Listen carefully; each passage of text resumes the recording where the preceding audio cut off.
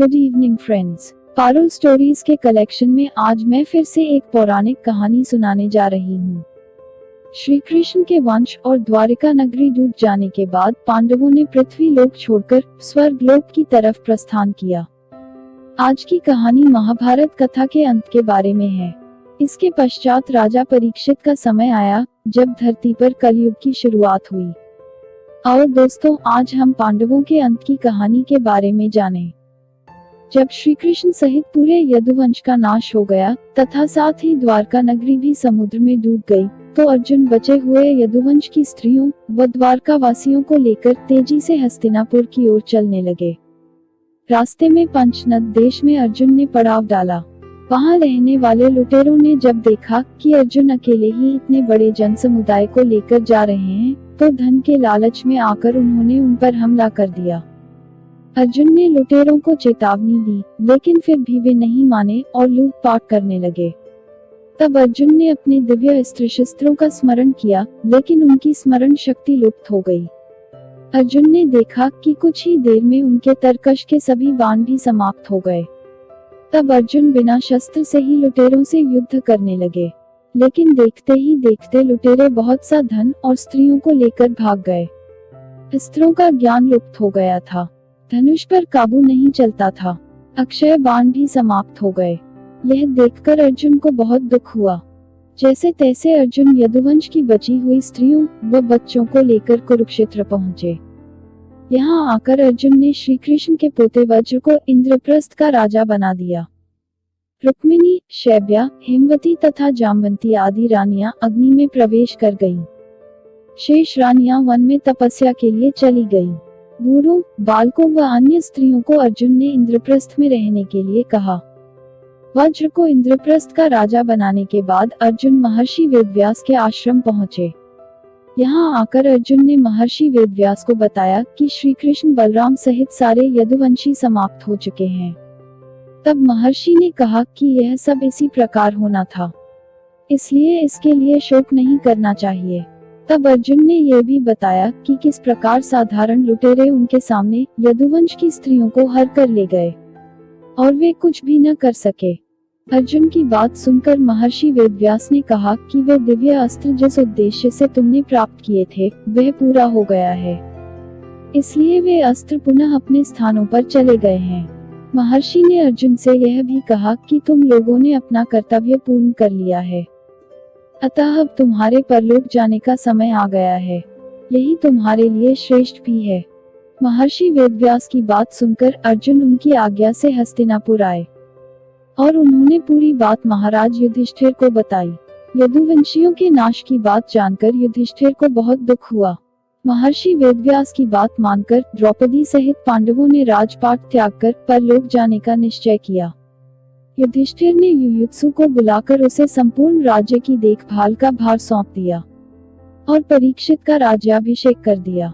युधिष्ठिर ने सुभद्रा से कहा कि आज से परीक्षित हस्तिनापुर का और वज्र इंद्रप्रस्थ का राजा है, अतः तुम इन दोनों पर समान रूप से स्नेह रखना।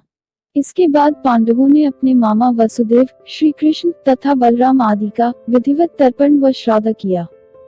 इसके बाद पांडवों और द्रौपदी ने साधुओं के वस्त्र धारण किए और स्वर्ग जाने के लिए निकल पड़े। पांडवों के साथ साथ एक कुत्ता भी उनके साथ चलने लगा।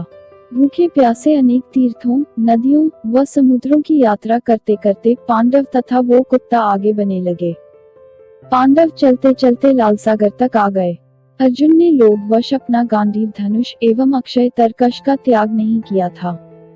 तभी वहां अग्निदेव उपस्थित हुए और उन्होंने अर्जुन से गांडीव धनुष और अक्षय तरकशों का त्याग करने के लिए कहा। अर्जुन ने ऐसा ही किया। पांडवों ने पृथ्वी की परिक्रमा पूरी करने की इच्छा से उत्तर दिशा की ओर यात्रा की। यात्रा करते करते पांडव हिमालय तक पहुंच गए। हिमालय लांघकर पांडव आगे बढ़े तो उन्हें बालू का समुद्र दिखाई पड़ा। इसके बाद उन्होंने सुमेरु पर्वत के दर्शन किए। पांचों पांडव, द्रौपदी तथा वह कुत्ता तेजी से आगे चलने लगे। तभी द्रौपदी लड़खड़ाकर गिर पड़ी। द्रौपदी को गिरा देख भीम ने युधिष्ठिर से कहा, द्रौपदी ने कभी कोई पाप नहीं किया, तो फिर क्या कारण है कि वह नीचे गिर पड़ी? युधिष्ठिर ने कहा, द्रौपदी हम सभी में अर्जुन को अधिक प्रेम करती थी, इसलिए उसके साथ ऐसा हुआ है। ऐसा कहकर युधिष्ठिर द्रौपदी को देखे बिना ही आगे बढ़ गए। थोड़ी देर बाद सहदेव भी गिर पड़े। भीमसेन ने सहदेव के गिरने का कारण पूछा। युधिष्ठिर ने बताया कि सहदेव किसी को अपने जैसा विद्वान नहीं समझता था, इसी दोष के कारण इसे आज गिरना पड़ा है।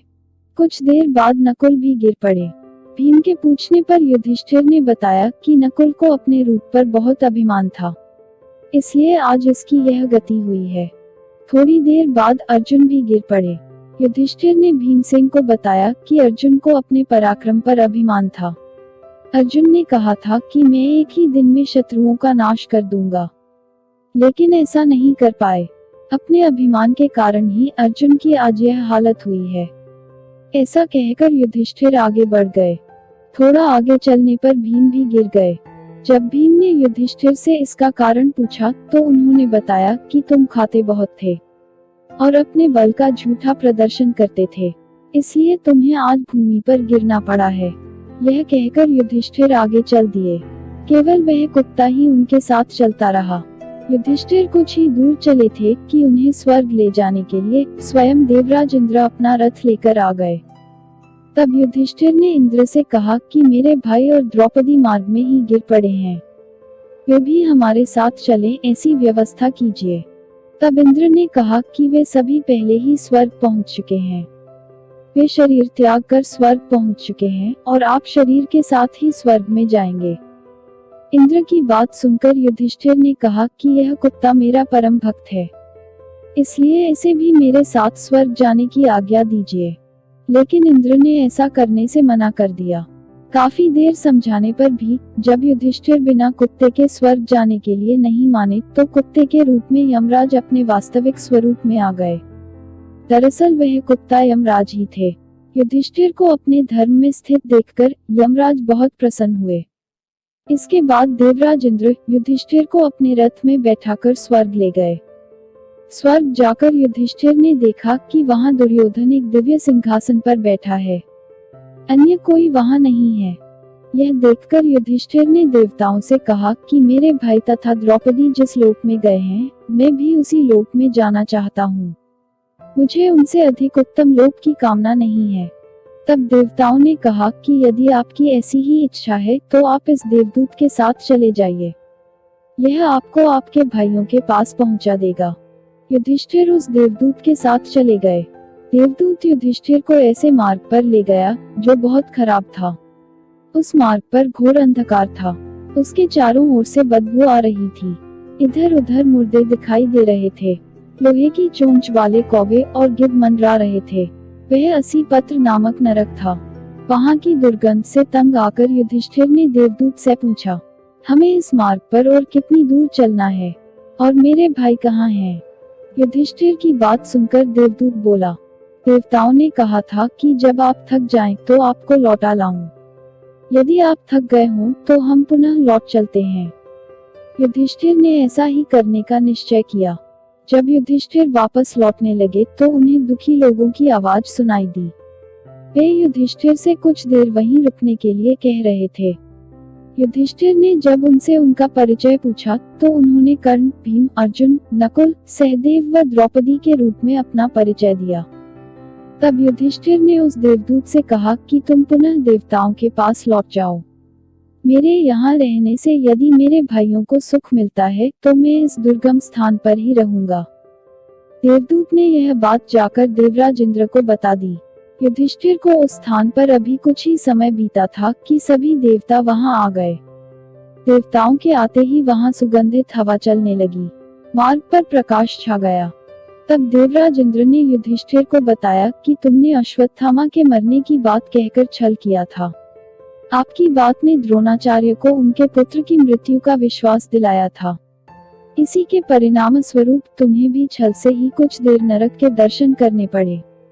अब तुम मेरे साथ स्वर्ग चलो, वहां तुम्हारे भाई व अन्य वीर पहले ही पहुंच चुके हैं। देवराज इंद्र के कहने पर युधिष्ठिर ने देवंदी गंगा में स्नान किया। स्नान करते ही उन्होंने मानव शरीर त्याग किया और दिव्य शरीर धारण कर लिया। इसके बाद बहुत से महर्षि उनकी स्तुति करते हुए उन्हें उस स्थान पर ले गए जहां उनके चारों भाई कर्ण, भीष्म, धृतराष्ट्र, द्रौपदी आदि आनंद पूर्वक विराजमान थे। वह भगवान का परम धाम था। युधिष्ठिर ने वहां भगवान श्री कृष्ण के दर्शन किए। अर्जुन उनकी सेवा कर रहे थे। युधिष्ठिर को आता देख श्री कृष्ण व अर्जुन ने उनका स्वागत किया। युधिष्ठिर ने देखा कि भीम पहले की तरह शरीर धारण किए वायु देवता के पास बैठे थे।